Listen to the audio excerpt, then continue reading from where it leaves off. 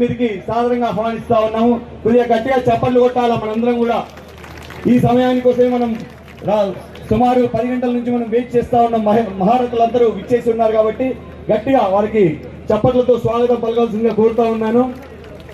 అలాగే మన state agriculture commission member Shri H Venkanna sir గారిని వేదిక మీదకి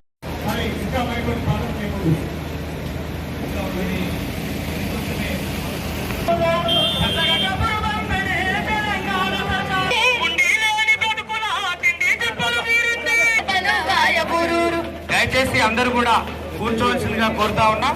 మన ముఖ్య అతిథులు విచ్చేస్తా ఉన్నారు. దయచేసి